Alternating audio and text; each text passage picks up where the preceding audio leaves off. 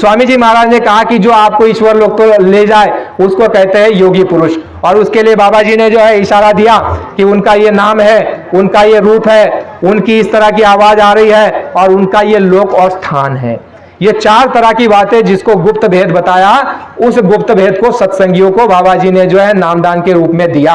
और जब सत्संगी ध्यान भजन सुमिरन को बैठते हैं तो देखते हैं उनका रूप, सुनते हैं उनकी आवाज और जाते हैं उनके लोक। ऐसे ऐसे साधक यहाँ पर बाबा जी ने बताया था। मथुरा में जब राष्ट्रीय मंच में कार्यक्रम हो रहा था, राष्ट्रीय मंच से स्वामी जी महाराज ने बताया था कि बच्चा, यहाँ पर ऐसे जीव बैठे हुए, ऐसे सत्संगी बैठे हुए हैं जो रोज स्वर्ग और वैकुंठ जाते और आते हैं और वहां का नजारा देख करके नीचे आ जाते हैं, लेकिन ऐसे है कि हवा को तक नहीं मालूम पड़ेगा कि ये स्वर्ग और वैकुंठ जाते और आते हैं।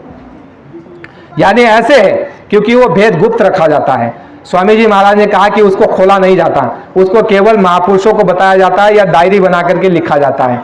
जैसे आपने मीराबाई की डायरी पढ़ी होगी, सुना होगा, आपने जो है वाल्मीकि ऋषि की डायरी यानी किताब पढ़ी होगी, आपने जो है गोस्वामी जी महाराज की रामचरितमानस देखी होगी, आपने जो है हमारे जो है महाराष्ट्र के संत हुए ज्ञानेश्वर महाराज, तुकाराम महाराज, इनकी जो किताब और ग्रंथ है ये उनके अनुभव है, उनके अनुभव है, काल्पनिक बात नहीं है। जैसे गोस्वामी जी महाराज ने रामचरितमानस में लिखा हुआ है, उन्होंने ये लिखा हुआ है कि मोह मिलो की राम मुस्काई, बिहसत गौ तुरत मुख माई, उधर मांझ सुन अंडज राया, देखो बहु ब्रह्मांड निकाया।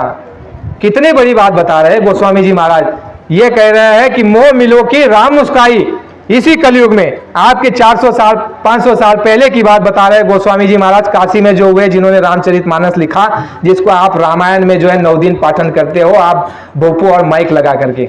उसमें वो बता रहे हैं कि मैंने राम का दर्शन किया।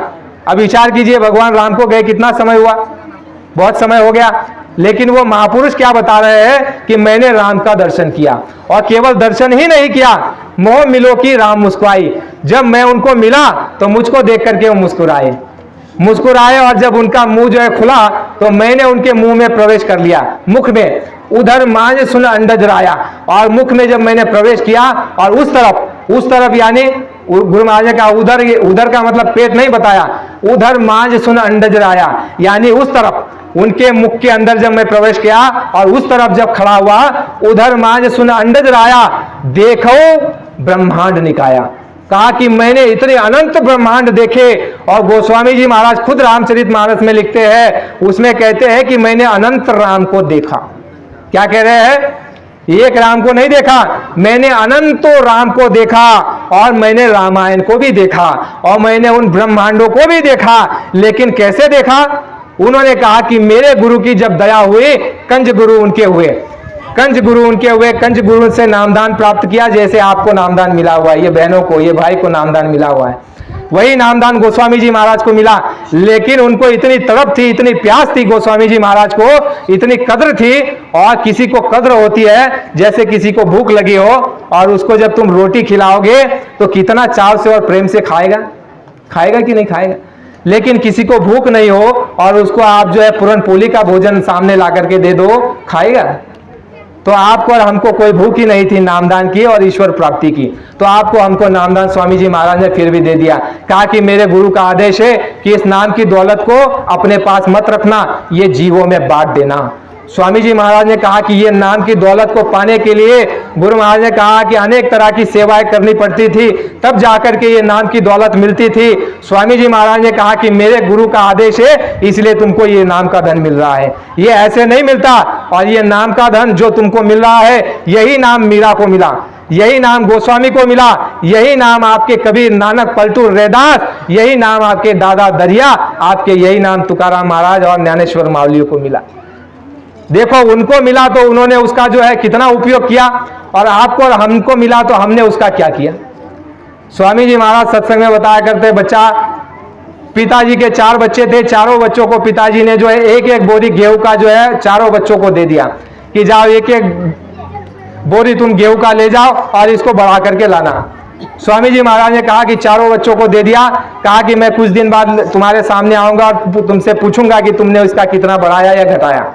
बच्चे चले गए अपनी अपनी दिशा में, और पिताजी कुछ दिनों बाद जब लौट करके आए तो बच्चों को पूछा कि बच्चा, जो मैंने तुमको जो है एक बोरी अनाज का दिया था, गेहूं का, वो दिखाओ कितना बढ़ा है, कितना घटाया। तो चारों बच्चे सामने आते हैं। एक बच्चा कहता है कि पिताजी वह जो आपने एक बोरी दिया था गेहूं का, वो हम खा करके समाप्त कर दिया। क्या कर दिया? खा करके उसको समाप्त कर दिया। नहीं है, अभी समाप्त हो गया। कहा कि ठीक है। दूसरे बच्चों को बुलाया, कहा कि बच्चा तूने क्या किया? पिताजी मैंने जो है इसको जो एक जो है कमरे में रख दिया, ये इसलिए कि भाई मैं जो है इसको देखता रहूं और खुश हो जाऊं। जैसे कई सत्संगी प्रेमी है, कहते हैं कि हम नामदानी हैं, खुश होते हैं कि हम नामदानी हैं। स्वामी जी महाराज ने कहा, अरे बच्चा नामदान का काम करोगे तो नामदानी, नामदान का काम नहीं करोगे तो नामदानी भी नहीं। इसी तरह हम उस नामदान को देख करके खुश होते हैं कि नामदान मिल गया, नामदान मिल गया, लेकिन साधन भजन नहीं करते। इसी तरह वो दूसरा बच्चा कह रहा है पिताजी को कि पिताजी आपने एक जो बोरी दिया था गेहूं का, उसको सामने रख दिया और रोज देखता था और खुश होता था, अरे मेरे पास एक बोरी जो है गेहूं का पड़ा हुआ है, खुश होता था। तीसरे बच्चे को बुलाया कि अरे बच्चा तूने क्या किया? तीसरे बच्चे ने कहा कि पिताजी मैंने इस गेहूं की बोरी को जो है खेत में मैंने इसको बो दिया। कहा कि बहुत अच्छा किया। कहा कि फिर एक बोरी का कितना आया? कहा पिताजी कुछ नहीं आया। कहा कैसे नहीं आया? कहा कि जो मैंने गेहूं बो दिया था मैंने खेत में जो है जाकर के देखा ही नहीं कि एक बोरी जो गेहूं बोया है उसका क्या हुआ। काट करके ले गया, या बारिश आई और वो जो अनाज को वो बीज को बहा ले गई। बहा ले जाती है ना, जब आप बुआई करते हो तो मेड़ लगाते हो, मेड़ बांध डालते हो पहले कि भाई ये हमारा बुआई किया हुआ बह ना जाए। फिर उसके ऊपर मिट्टी चढ़ाते हो, उसकी देखरेख करते हो, पानी देते हो, घास निकालते हो, उसको जरूरत पड़े जो आवश्यकता पड़े उसको वो चीज मुहैया कराते हो, खाद पानी देते रहते हो कि नहीं। लेकिन तीसरा बच्चा कहता है कि पिताजी मैंने तो बुआई कर दी। अरे कहा तूने बहुत अच्छा किया, लेकिन उसका कितना आया? कहा पिताजी कुछ नहीं, बुआई तो कर दी मैंने लेकिन आया कुछ नहीं। अरे कहा कैसे आएगा, तुम खेत में गए ही नहीं। फिर चौथे बच्चे को बुलाया कि बच्चा तूने क्या किया? चौथा बच्चा कहता है कि पिताजी जो आपने एक बोरी गेहूं का मुझको दिया था, वो एक बोरी गेहूं के बदले मैंने 20 बोरी जो है तैयार करके रख दिया। बात समझ में आ रही है? एक बोरी का मैंने 20 बोरी कर दिया। तो मुझे आप बताओ, एक बोरी का 20 बोरी करने वाले पर पिताजी खुश होगा, या वह जो जिन्होंने उसको बढ़ाया नहीं, घटाया और उसको समाप्त कर दिया उस पर खुश हो गए? तो लायक कौन होगा? जिसने बढ़ाया है वो लायक होगा, और जिसने नहीं बढ़ाया वो क्या होगा? क्या होगा वो आप जाने। लेकिन जिसने बढ़ाया वो लायक होगा, और जो लायक है उसी पर पिता खुश होगा, प्रसन्न होगा, और उसी के हाथ में जो है सत्ता देगा। तो स्वामी जी महाराज ने आपको और हमको नामदान दिया। कुछ प्रेमियों को, कुछ को तो बाकी है, लेकिन समय आएगा आपको भी नामदान मिलेगा। आगे चल करके नामदान नहीं मिलेगा, और जब तुम जय गुरुदेव की माला करोगे तो तुम नामदान ही हो जाओगे, और समय आने पर तुमको नामदान मिल जाएगा। तो स्वामी जी महाराज ने कहा कि उसकी बढ़ोतरी करने के लिए हमको आपको वो दिया था। स्वामी जी महाराज ने कहा कि इस तुम्हारे मनुष्य शरीर में इतना धन गड़ा हुआ है कि इतना अनमोल बेशकीमती धरोहर, और इसमें धन गड़ा हुआ है कि जब तुम उसको देख लोगे तो तुम, गुरु महाराज ने कहा कि तुम मालामाल हो जाओगे। ये जगत की बादशाह की क्या बात करते हो, ऐसी बादशाहत तुमको मिल जाएगी कि तुम ये सोने चांदी हीरे मोती पोखराज पन्ना, ये जमीन का टुकड़ा, ये घर मकान और ये खेती और ये मान प्रतिष्ठा और ये पैसा और ये रुपयों पर ऐसे मिट्टी उठा करके डाल दो, मिट्टी उठा करके कहोगे कि ये मिट्टी है। ऐसी चेतन दौलत तुम्हारे अंदर जो है खजाना गड़ा हुआ है, उस परम पिता परमात्मा ने उस धन को, ये उस खजाने को तुम्हारे इस शरीर में गाड़ करके रखा हुआ है। स्वामी जी महाराज ने कहा जितने भी मानव शरीर में यहाँ पर बैठे हुए, ऐसा नहीं कि केवल नामदानियों के पास वो धन गड़ा हुआ है, नहीं, सभी के पास, चाहे मांसाहारी हो, शराबी हो, पापी हो, पुण्यात्मा हो, अच्छा हो, बुरा हो, काला हो, गोरा हो, पढ़ा हो, अनपढ़ हो, चाहे जैसा भी हो, सबके उस शरीर के अंदर में जो है धन गड़ा हुआ है। और ऐसा धन है, गुरु महाराज ने कहा जब उसको तुम प्राप्त कर लोगे तो जैसे मीरा ने अपने राजपाट को ठोकर मार दी, वैसे तुम अपने जो है घर परिवार को ठोकर मारने का प्रयास करोगे। लेकिन महापुरुषों ने रोक करके रखा हुआ है। गुरु महाराज ने कहा था एक समय, बच्चा अभी अगर मैं तुम्हारा शिवनेत्र खोल दूं तो तुम अपने घर परिवार को छोड़ करके जंगल की राह पकड़ लोगे। वो ऐसी चीज है, वो ऐसी दौलत है तुम्हारे पास, क्योंकि वो ऐसी रंगत और ऐसा नशा है और ऐसी जो है उसमें लज्जत है। गुरु महाराज ने कहा कि बहरा सुन सुन मस्त होवे है, तन की सूद बिसारी रे। कबीर साहब ने गाया है ना, बहरा सुन सुन मस्त होवे है, तन की सूद बिसारी रे, अनहद की नाद प्यारी साधो, अनहद की नाद प्यारी रे। ऐसा वो दौलत और खजाना वो जब तुमको मिल जाएगा तो तुम जंगल की राह पकड़ लोगे। तो ऐसा तुम्हारे सबके पास वो पड़ा हुआ है। गुरु महाराज ने क्या कहा कि तुमको महात्माओं की और गुरु की क्या आवश्यकता है? तुम्हारे पास धन गड़ा हुआ है, तुम्हारे पास सब कुछ है, लेकिन तुमको केवल रास्ते का भेदी यानी कोई जानकार जो वहां जाता है आता है, जिसने प्रयोग किया है, जिसने प्राप्त किया है, ऐसा अनुभवी महात्मा जब तुमको मिल जाए और वो तुमको रास्ता बताएगा कि देखो इस तरह से बैठते हैं, इस तरह से करते हैं, इस तरह से प्राप्त होता है। यानी अनुभवी महात्माओं की सब जगह बात की गई है। चाहे आपके गुरु ग्रंथ साहब जो सिखों का है उसमें भी अनुभवी महात्माओं की बात कही है। जो निकल गए, जो समय के, जो उस समय चले गए, यानी कबीर नानक पलटू जो चले गए, ऐसे महात्मा, उस महात्मा वो समय पे ठीक थे, वो अपने समय पे ठीक थे, लेकिन आज वो आपका कल्याण नहीं कर सकते। जय गुरुदेव। महात्माओं ने क्या कहा? जैसे वक्त का हकीम आपका इलाज कर सकता है, उसी तरह से वक्त का, समय का महात्मा होना चाहिए, वो आपका इलाज करेगा। जो भव व्याधि आपको लगी है और जो आपको मोतियाबिंद हो चुका है, जो आपका शिव नेत्र को, जीवात्मा को, वह शिव नेत्र के जीवात्माओं के ऊपर जो रोग है, जो मोतियाबिंद लगा हुआ है, वो कौन हटाएगा? समय का, वक्त का महापुरुष वो हटाएगा। वक्त के महात्माओं की बात सभी धर्मशास्त्रों में कही गई है। गुरु ग्रंथ साहब जो हमारे सिख धर्म के गुरु भाई है, उनके ग्रंथ में यह लिखा हुआ है कि वक्त और समय के महात्माओं के पास तुम जाना। रामचरितमानस में भी लिखा है, वाल्मीकि रामायण में भी लिखा है, और तमाम प्रकार के जितने भी धर्मशास्त्र है, सब में जो है समय के और वक्त की महात्माओं की जो है महिमा है। और सबको यह कहा कि तुम समय के महात्माओं की खोज करना, और समय का महात्मा जब तुमको मिल जाएगा तो तुम्हें जो है जन्म मरण के चक्कर से छुड़ा करके और तुम्हें ये जो है जीते जी परमपिता परमात्मा का दर्शन और दीदार करा सकता है। ऐसा पहुंचा हुआ महात्मा, अनुभवी महात्माओं की तुम खोज करना।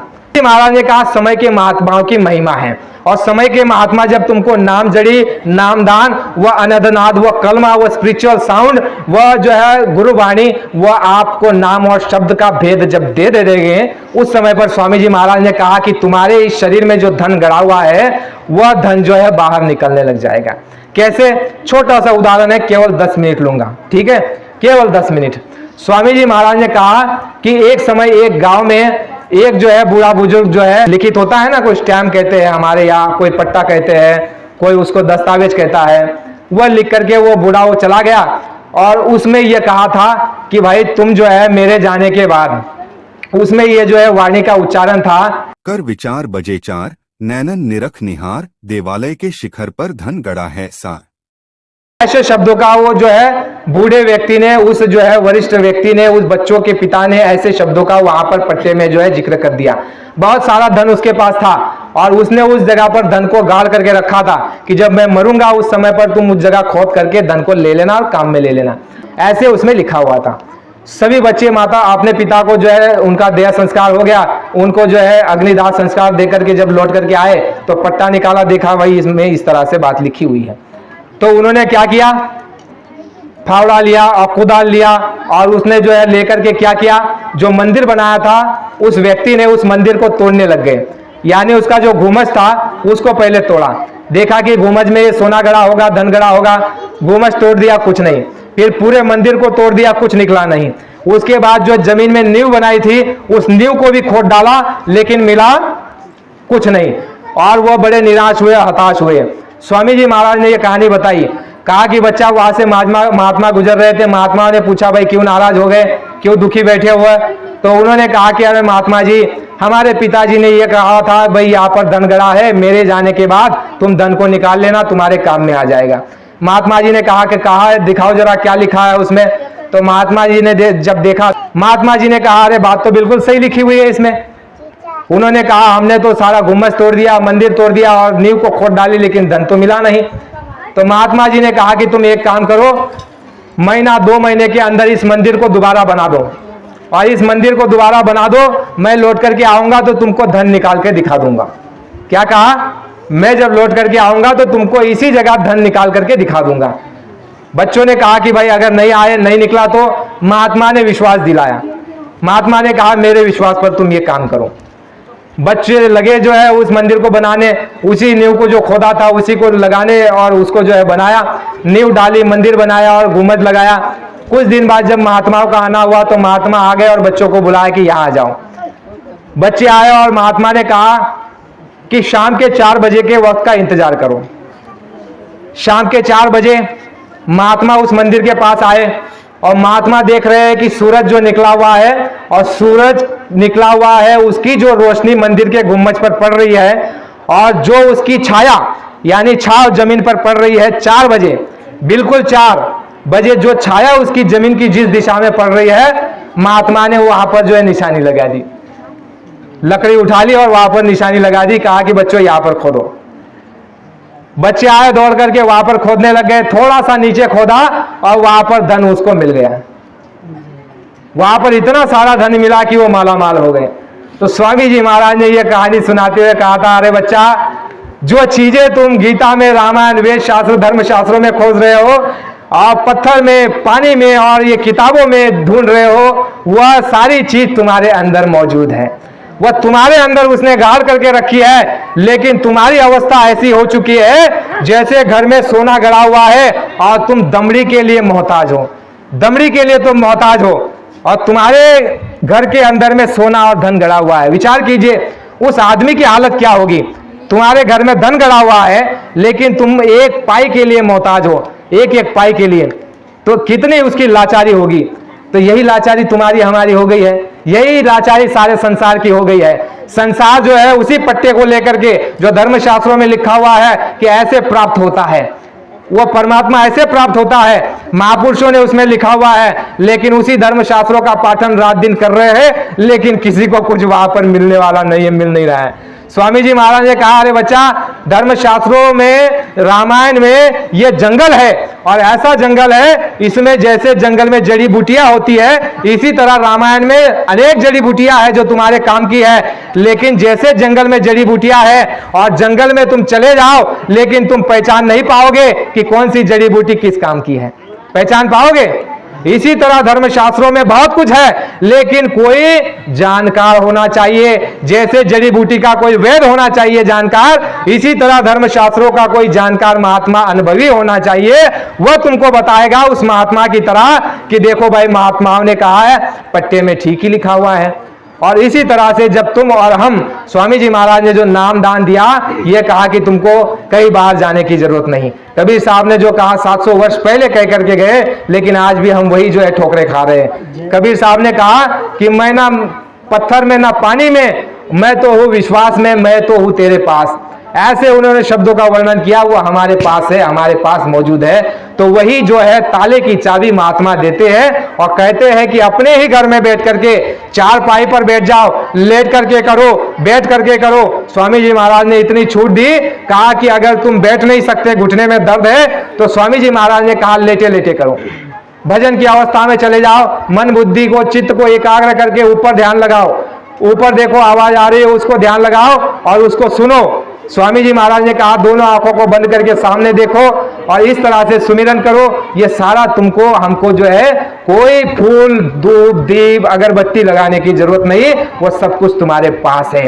यानी चेतन आत्मा से चेतन परमात्मा की जब तुम पूजा करोगे तो बाबा जी ने कहा कि तुमको चेतन दौलत मिलेगी। और चेतन दौलत जब मिल जाती है तो वह जो है कभी समाप्त नहीं होती। जैसे मीराबाई कहती है, खर्चत ना खूटे, चोर ना लूटे, दिन दिन बड़े सवायो, पायो जी मैंने नाम रतन धन पायो, वस्तु अमूलक दीनी मोर सदगुरु, करी कृपा अपनायो, पायो जी मैंने नाम रतन धन पायो। और उस नाम रतन धन को प्राप्त करके जब उसका खजाना निकलने लग गया तो मीराबाई कहती है कि वो इतना खजाना है, खर्चत ना खूटे। इतना खर्च हो तो भी वो खुटता नहीं है, कम नहीं पड़ता, उसको कोई चोर नहीं लूट सकता। जैसे तुम्हारे सोने को चोर लूट सकता है, वैसे मीराबाई ने कहा वो दौलत को कोई लूट नहीं सकता। वो ऐसी दौलत तुम्हारे सबके पास पड़ी हुई है, लेकिन उसके ऊपर क्या पड़ गया, गोबर पड़ गया, मिट्टी पड़ गई, और वो जो है उसकी खुदाई की जगह आप और हम भूल चुके हैं। इसलिए है धर्म प्रेमियों, महात्माओं की खोज करो। बाबा जी ने कहा महात्मा तुमको मिलेंगे, तुम जो है आए गए का सेवा सत्कार करो, भूखे को रोटी खिला दो, प्यासे को पानी पिला दो, इसी पुण्य प्रताप से तुमको महात्मा मिल जाएंगे। बहुत सस्ता है। और जिनको महात्मा मिल गया है उनको चाहिए कि साधन भजन को नित्य नियम करे और हर आदेश का पालन करे, शाकाहारी प्रचार करे। बहुत बड़ा काम होने वाला है। वो समय आने पर कभी हम आपके सामने उपस्थित होंगे तब उस जिक्र करेंगे, लेकिन अभी फिलहाल के लिए यही। जगाचे कल्याणी संतांच्या विभूती, देह परोपकारी कष्टवेता। जग का कल्याण संतों से ही हुआ है और संतों से ही होगा। तुम्हारे हमारे कर्मों को उठा करके महात्मा जो है खुद भोगते हैं और तुमको हमको निर्मल साफ सुथरा बना करके सुख और जो है शांति और तुमको हमको जो है आनंद देने का प्रयास करते हैं। और दूसरी बात, तीसरी बात जो है, नाम का धन स्वामी जी महाराज देंगे आने वाले समय में, और धन जो है तुम्हारे पास पड़ा हुआ है, सिर्फ उसकी चाबी लेने के लिए उनके पास जाना पड़ेगा। लेकिन महात्मा मिलेंगे कब? जब आप भूखे को रोटी खिलाओगे, प्यासे को पानी पिलाओगे, आए गए का सेवा सत्कार और शाकाहारी रह करके जीवन को बिताएंगे, तो उस समय पर स्वामी जी महाराज ने कहा कि आपका जीवन सफल हो जाएगा। जब महात्मा मिल जाएंगे तो वह महात्मा आपको उसके साथ जोड़ देंगे, और जब उसके साथ जोड़ देंगे तो तुमको जो है गुरु महाराज ने कहा कि वह आनंद के देश में पहुंचा देंगे और वह आनंद तुमको मिलने लग जाएगा। जिस आनंद को तुम खाने में, पीने में, शौक में, श्रृंगार में ढूंढ रहे हो, लेकिन आनंद कहीं पर नहीं मिल रहा है। स्वामी जी महाराज ने कहा कि जो तुम बाहर आनंद खोज रहे हो वो आनंद तुम्हारे पास है। अमृत की कूपी जैसे रावण की नाभि में थी, वैसे अमृत तुम्हारे अंदर में है।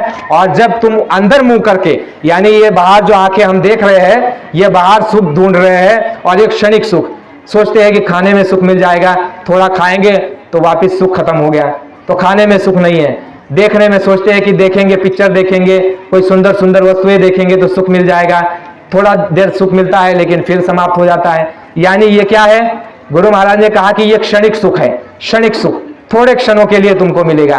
स्वामी जी महाराज ने कहा कि ये व्यक्ति, ये जीव, ये मन ऐसे भटक रहा है जैसे कुत्ता होता है। कुत्ता जो है हड्डी को उठाता है, मुंह में डालता है, और वह क्या करता है, उसके ही मसूड़ों में जो हड्डी लग करके खून निकल रहा है उसी को वो खाता है। और कुत्ता ये जानता है कि मुझे बड़ा रस मिल रहा है, हड्डी में से कुछ मिल रहा है। स्वामी जी महाराज ने कहा कि यही दिशा और दशा तुम्हारी हमारी हो गई है। गुरु महाराज ने कहा इस दिशा को बदलने के लिए क्या करना पड़ेगा? अथा आनंद, जिसको अखंड कीर्तन भी कहते हैं, अथा आनंद का सागर तुम्हारे पास है। लेकिन इन दृष्टियों को जब अंतर में उल्टोगे, अंतर दृष्टि करोगे, बाहर दृष्टि को बंद करके अंतर में जब चलोगे तो वो अमृत की कूपी तुमको हमको मिल जाएगी। धर्म प्रेमियों, अगर समय ज्यादा हो गया हो तो आप सभी से भूल चूक की माफी चाहते हैं, और जो आपको अच्छा लगा हो उसको आप प्रसाद समझ करके ले जाइए और उसको जो है मनके की तरह आप पिरोते रहना और रोज देखते रहना कि भाई हमने क्या लिया, क्या पाया, कितना हमने बुराइयों को त्यागा, अच्छाइयों को अपनाया, हम किस किस बात पर जो है चल रहे हैं। ये सारी बातों का आप मंथन और चिंतन करते रहना। प्रेमियों, भूल चूक के लिए आप सभी से माफी चाहते हैं और अंत में बड़े प्रेम प्यार से उस मालिक के नाम का हम आप उच्चारण करेंगे। जय गुरुदेव, प्रेम से बोलिए जय गुरुदेव। नाम किसका? प्रभु का पावन और प्यारा नाम। जय